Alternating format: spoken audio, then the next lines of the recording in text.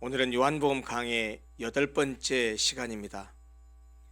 지난 2주는 종료주일 그리고 부활주일이었기 때문에 강의 설교를 일시 중단하고 교회 절기에 따른 종료주일과 부활주일에 관한 메시지를 전했었습니다. 오늘 다시 이제 3주 만에 요한복음 강의 설교를 이어가려고 합니다. 우리가 직전에 나눈 요한복음 말씀은 3장에 있는 내용이었는데요.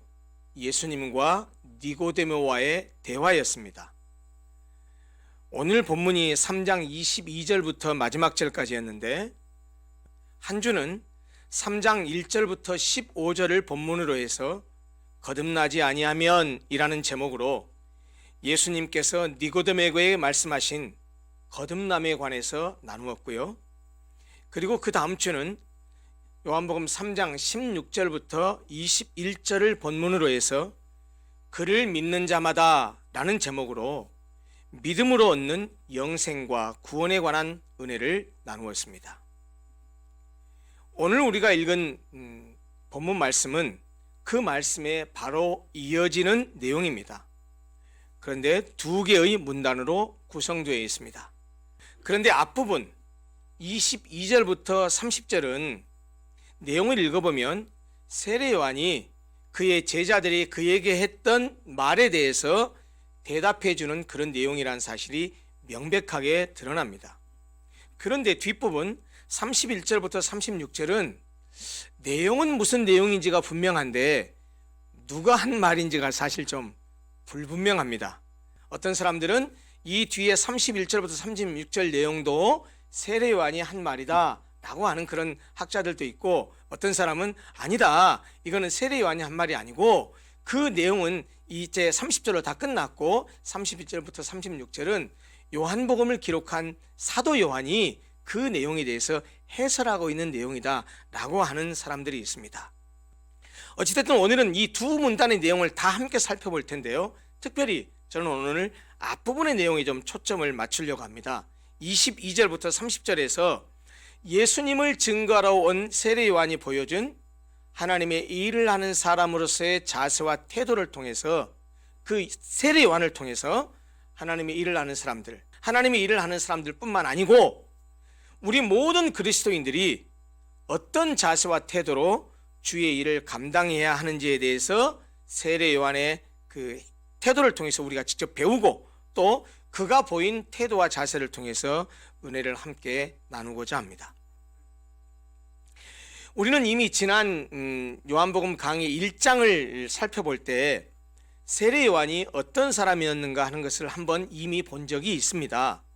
세례 요한은 예수님을 증언하기 위해서 예수님보다 6개월 먼저 하나님께서 보내심을 사람이죠. 태초부터 존재했던 로고스, 즉 태초에 천지를 창조하신 그 말씀이 말씀 안에 있는 생명을 주시기 위해서, 그리고 어둠 가운데 있는 사람들에게 그 로고스 안에 있는 빛을 비추기 위해서 이 땅에 우리와 똑같은 육체가 되어서 오셨지만 어둠이, 세상이 깨닫지를 못했습니다.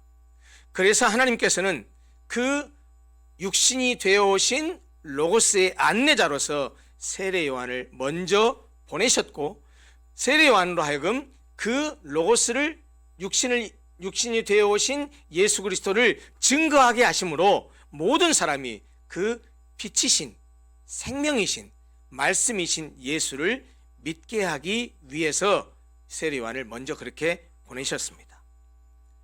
먼저 이 땅에 와서 예수님을 증거하러 왔던 세례 요한은 먼저 회개의 메시지를 선포하면서 요단강에서 세례를 베풀었습니다.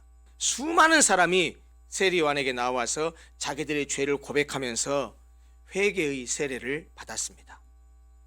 어찌나 많은 사람들이 몰려들고, 그리고 세례 요한이 당대의 사람들에게 미치는 영향력이, 영적인 영향력이 얼마나 컸던지 사람들은 다, 유대인들은 모두가 다 혹시 구약 성경에 예언된 장차 주시기로 했던 그 약속된 메시아가 이 세례 요한 아닌가라는 생각을 할 정도였습니다.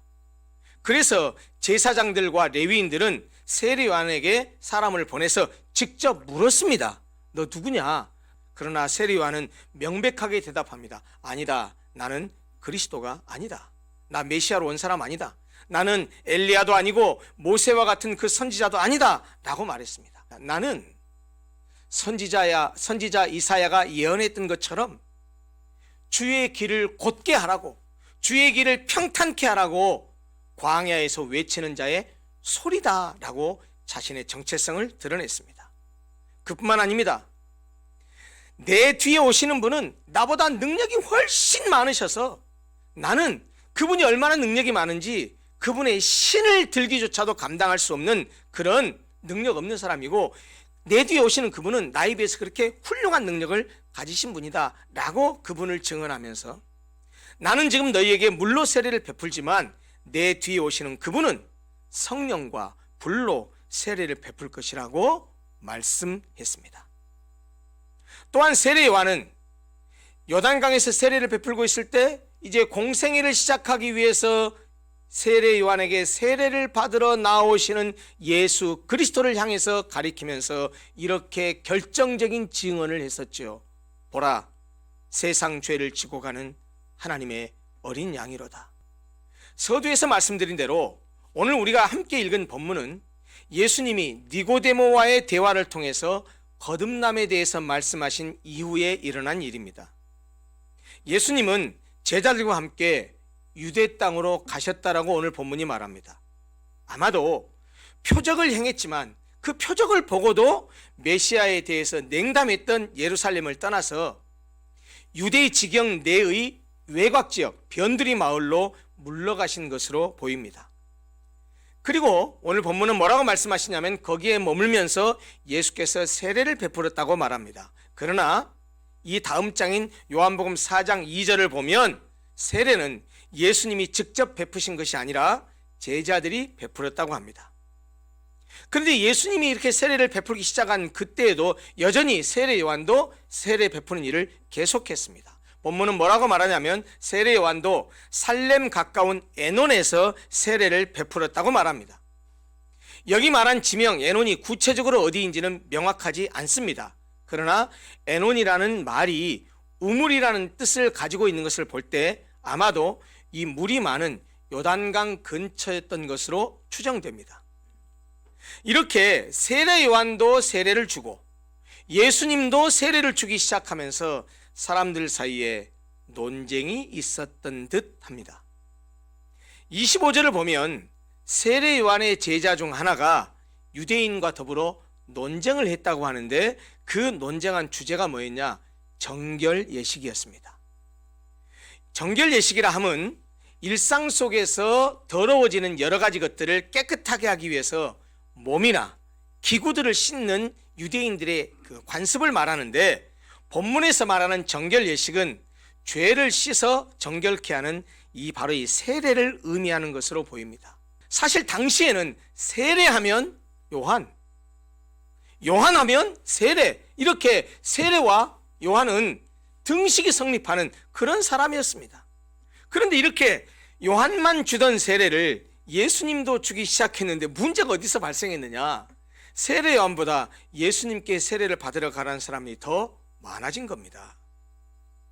요한도 세례를 베풀고 예수님도 세례를 베풀면서 둘 중에 누구의 세례가 더 우월한가? 누구의 세례가 진짠가? 라고 하는 이런 논쟁을 했던 것으로 보인다는 말입니다.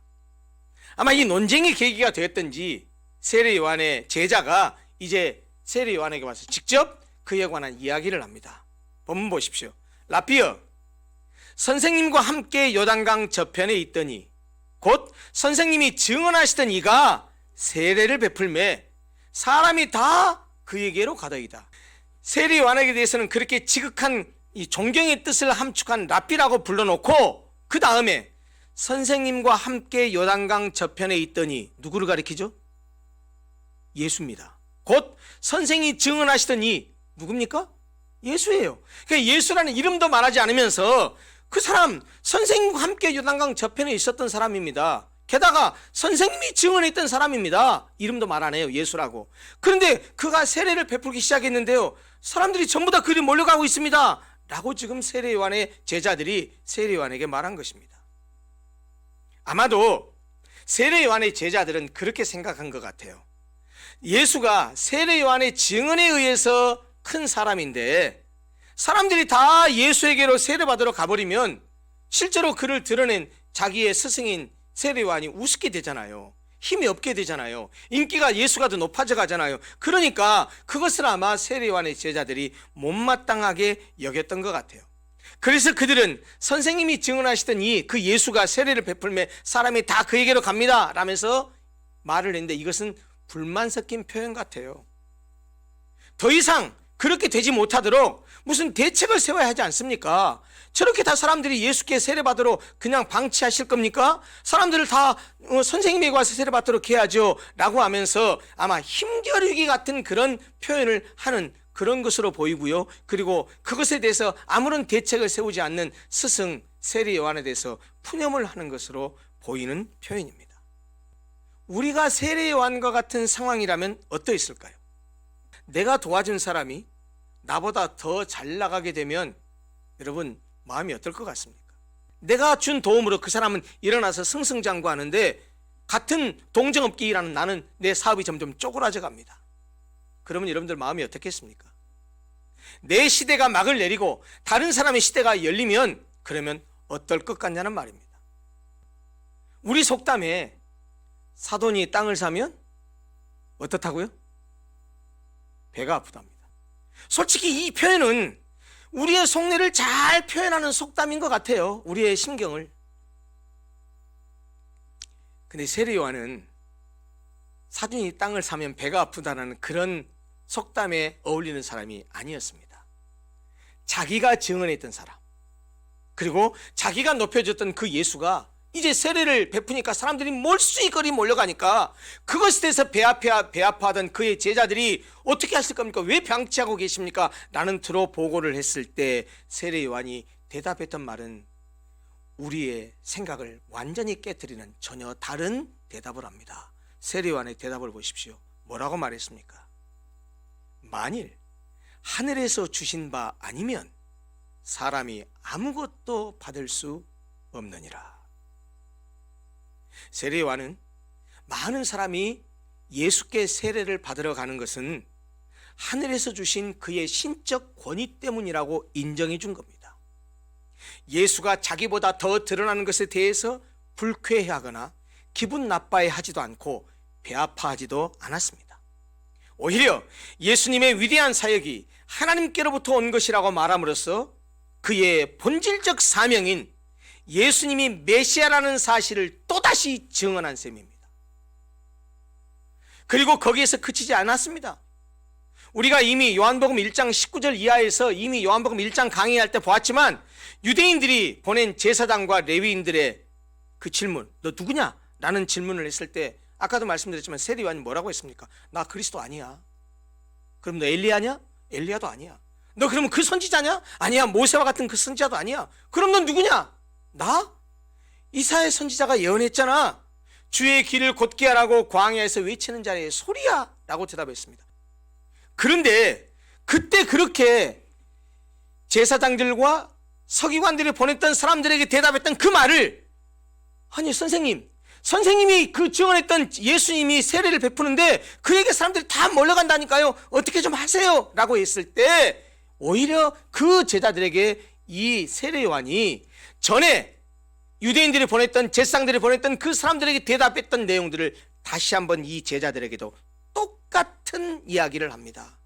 제자들에게도 똑같은 말을 다시 한번 주지시키면서 자신은 그리스도가 아니요 그리스도를 증언하는 자라는 사실을 다시 한번 못 박으면서 내가 그리스도를 증언하는 자라는 사실을 그것을 증언해 줄 사람이 바로 너희들 아니냐라고 오히려 제자들에게 내가 그리스도가 아니고 그리스도 앞에 보냄을 받아서 그리스도를 증언하는 자라는 사실을 너희가 좀 증언 좀 해주라라고 부탁까지 하게 됩니다. 그게 28절입니다.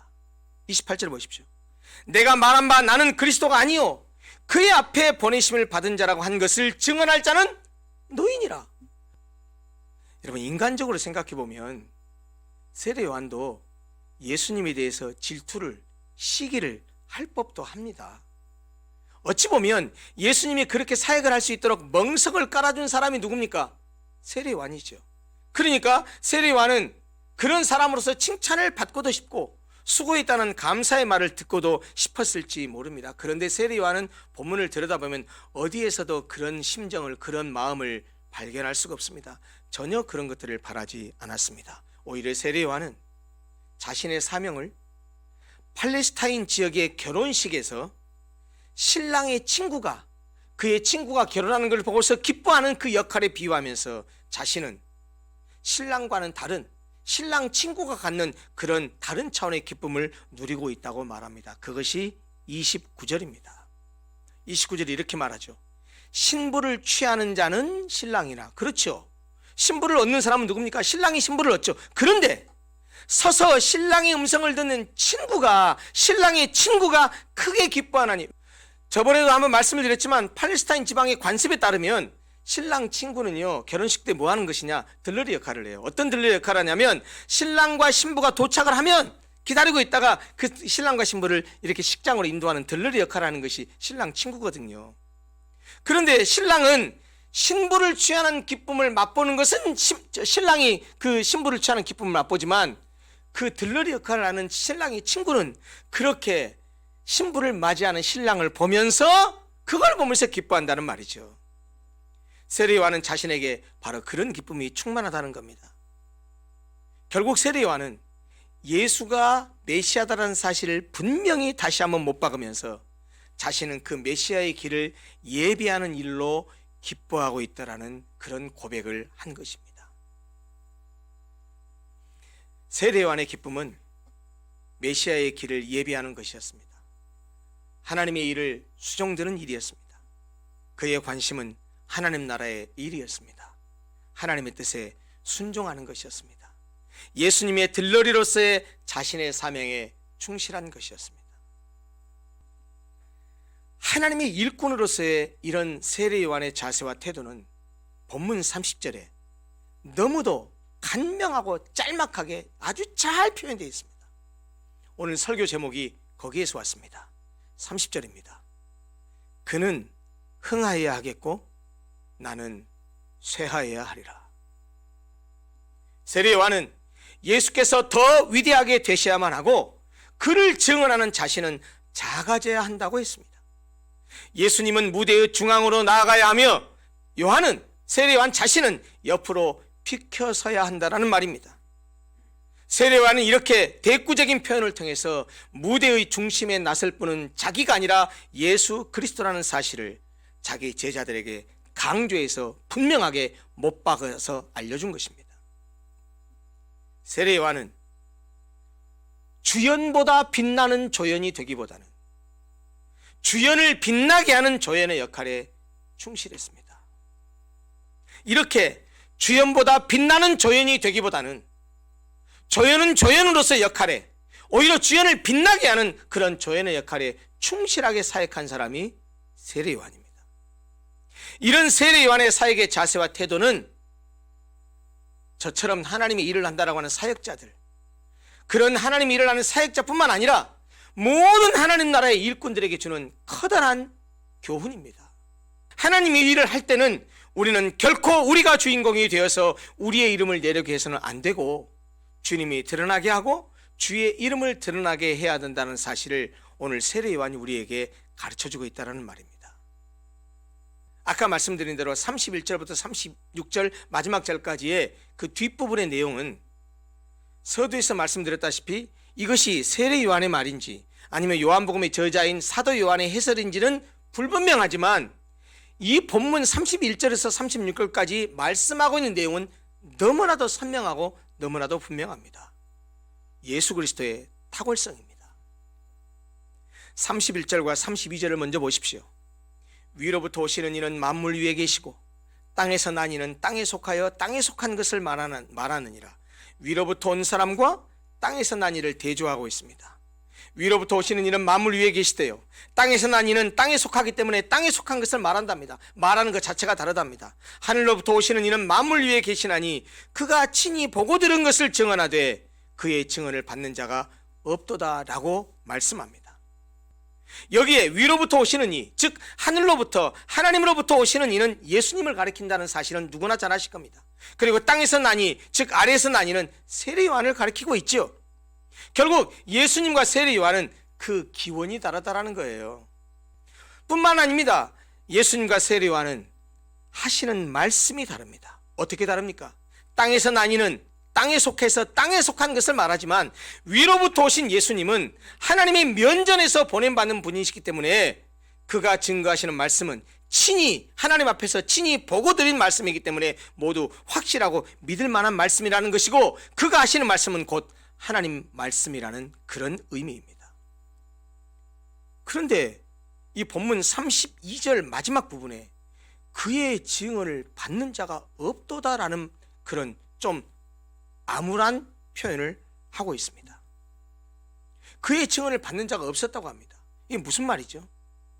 많은 사람들이 예수에게 몰려갔지만 예수께서 하시는 말씀을, 그 증거를 받는 이들이 없었다라는 것이지요. 그게 무슨 말이겠습니까? 당시에 예수를 따르는 사람들 중에는 진실한 신앙을 가진 자가 없었다는 말 아니겠습니까? 정말 아이러니한 겁니다. 왜요? 예수는 따르기는 하되 그를 믿지 않는다? 이게 가능합니까? 있을 수 있는 일입니까? 하나님의 말씀을 증언하는 예수의 증거를 받지 않는 것은 하나님을 믿지 않는 것과 같은 거거든요. 그래서 33절에 예수 그리스도의 증거를 받는 사람은 예수 그리스도를 통해서 주신 하나님의 말씀이 진리라는 사실을 믿는다라는 것을 확인하고 동의하고 입증하는 것이다 라고 표현한 것입니다. 33절에 그렇게 말하고 있잖아요. 그의 증언을 받는 자는 하나님이 참되시다는 것을 인쳤느니라. 따라서 입술로 수없이 하나님은 참되십니다, 하나님은 전능하십니다, 하나님은 우리 아버지십니다 아무리 외칠지라도 예수께서 말씀하시는 그 하나님의 말씀, 예수의 메시지를 거부하는 사람들은 사실은 거짓말하고 있는 겁니다. 누구든지 하나님께 대한 자신의 믿음이 진실한 것이 되게 하기 위해서는 예수 그리스도를 받아들여야 됩니다. 그리고 그가 전하는 메시지를 받아들여서 순종해야 됩니다. 왜냐하면 하나님께서 보내신 이, 즉 예수 그리스도에게 하나님께서 성령을 한없이 부어주심으로써 예수 그리스도는 오직 하나님 말씀만을 하기 때문입니다. 34절을 보십시오. 성경이 이렇게 말하잖아요. 하나님이 보내신 이는 하나님의 말씀을 하나니 이는 하나님이 성령을 한량없이 주심이니라. 하나님을 그 아들 예수 그리스도에게 단지 성령만을 주시지 않았습니다. 하나님은 성령만을 예수에게 준 것이 아니고 만물을 그 손에 주셨습니다. 35절, 아버지께서 아들을 사랑하사 만물을 다 그의 손에 주셨으니, 무슨 말이죠? 모든 것들에 대한 권세를 아들 예수 그리스도에게 위임하셨다라는 거예요. 그래서 본문 마지막 36절은 마치 요한복음 3장 전체를 마무리한 듯한 그런 느낌을 갖게 합니다. 니고데모와 예수님과의 대화에서 예수님의 거듭남에 대해서 가르치시면, 예수님이 니고데모에게 거듭남에 대해서 가르치면서 믿는 자와 믿지 않는 자, 하나님의 아들의 이름을 믿는 자와 믿지 않는 자들의 결과에 대해서 우리가 너무나 잘 아는 요한복음 3장 16절과 17절 말씀에서 두 단어씩 대조해서 말씀하셨습니다. 하나님이 세상을 이처럼 사랑하사 독생자를 주셨으니 이는 그를 믿는 자마다 멸망치 않고 영생을 얻게 하려 하심이니라. 하나님이 그 아들을 세상에 보내신 것은 세상을 심판하려 하심이 아니요, 그로 말미암아 예수의 이름을 믿는 자로 말미암아 예수를 믿는 믿음을 가진 자로 말미암아 구원을 받게 하려 하심이라, 이렇게 말씀하고 있습니다. 오늘 본문 마지막 36절도 똑같이 말씀하시는데 거기에는 요한복음 3장 16절 17절과 같으면서도 다른 표현을 했어요. 믿고 순종하는 자, 그리고 믿지 않고 순종하지 아니하는 자를 대조하면서 그 두 대조된 사람들의 결과를 영생과 진노라는 단어로 대조하고 있습니다. 마지막 36절을 함께 보십시오. 아들을 믿는 자에게는 영생이 있고, 자, 이 말을 거꾸로 뒤집어서 부정으로 바꾸면 어떻게 됩니까? 아들을 믿지 않는 자에게는 영생이 없고, 그 말이 됩니다. 아들을 믿는 자에게는 영생이 있고, 그 다음에 아들에게 순종하지 아니하는 자는 영생을 보지 못하고, 또 뒤집어서 말하면 아들에게 순종하는 자는 영생을 보고, 이 말이죠. 도리어 아들에게 순종하지 아니하는 자는 영생을 보지 못할 뿐만 아니고 도리어 하나님의 진노가 그 위에 머물러 있답니다. 본문 36절에 말하는 것처럼 예수 그리스도를 믿는 사람은 누구든 영생을 소유하게 되지만 그분을 믿지 않는 사람에게는 하나님의 진노가 영원히 머물게 됩니다. 사랑하는 성도 여러분, 오늘 제가 설교 서두에서 말씀드렸다시피 오늘 본문은 두 문단으로 되어 있는데, 앞에 문단에 제가 초점을 둔다고 했는데, 거기에 세례 요한이 하나님의 일을 하는 일꾼으로서 어떤 자세로 하는가 하는 것을 우리에게 너무나 잘 보여주고 있기 때문입니다. 예수님을 증언하기 위해서 보냄받은 세례 요한이 어떤 자세와 태도로 임했는지를 우리가 살펴보았습니다. 이 땅에 살아가는 모든 그리스도인들은 다 세례 요한이 그랬던 것처럼 하나님으로부터 이 땅에 보내심을 받은 자들이에요. 크든 작든 그에게 맡기신 하나님 나라의 일이 있습니다. 따라서 우리는 이 땅에 살아가는 동안 마땅히 하나님 나라를 건설하고 확장하며 하나님의 뜻을 이루는 일을 어떤 형태로든 해야 합니다. 우리가 마땅히 하나님 나라의 일을 해야 함은 물론이고, 우리에게 주어진 일을 할 때 잊지 말아야 할 것이 한 가지 더 있는데, 그것은 오늘 세례 요한이 보여준 사역의 자세와 태도입니다. 하나님이 맡겨주신 이 일을 하는 사람은 우리가 맞습니다.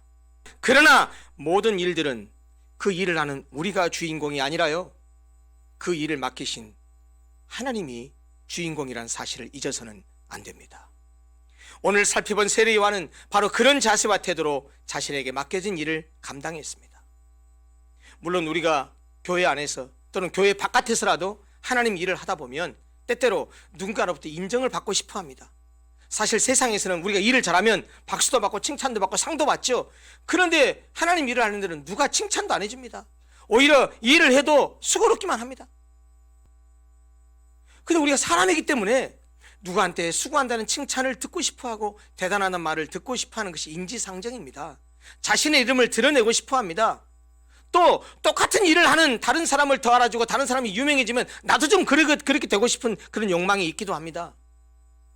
그러나 여러분, 그것은 주의 백성들이, 하나님의 일을 하는 주의 백성들이 가져야 될 자세와 태도는 아닙니다.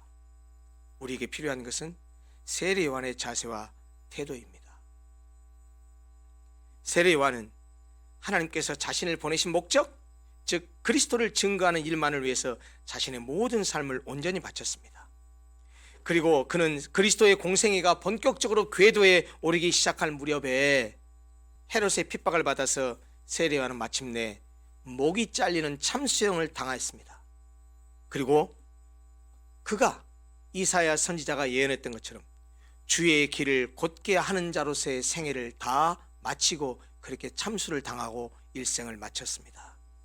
그런 면에서 보면 세례 요한이야말로 사도 바울의 말처럼 살아도 주를 위해 죽어도 주를 위한 삶을 살았던 위대한 하나님의 일꾼이었다고 말할 수 있습니다. 사랑하는 성도 여러분, 누가 무슨 일을 하든지 높임받고 드러나야 할 것은 오직 예수밖에 없습니다. 우리의 영광이 아니라 하나님의 영광이 드러나야 합니다. 우리가 어떤 일을 하든, 우리가 어떤 자리에 있든 하나님의 일을 할 때는 결코 세례 요한의 사역의 자세를 잊어서는 안 될 것 같습니다. 오늘 설교 제목처럼, 그리고 세례 요한이 그의 제자들에게 고백했던 것처럼 그는 흥하여야 하겠고 나는 쇠하여야 하리라, 이런 정신으로 우리 모두 함께 하나님의 일을 충성스럽게 감당하는 복된 성도들, 복된 교회가 되기를 간절히 소원합니다. 기도하겠습니다.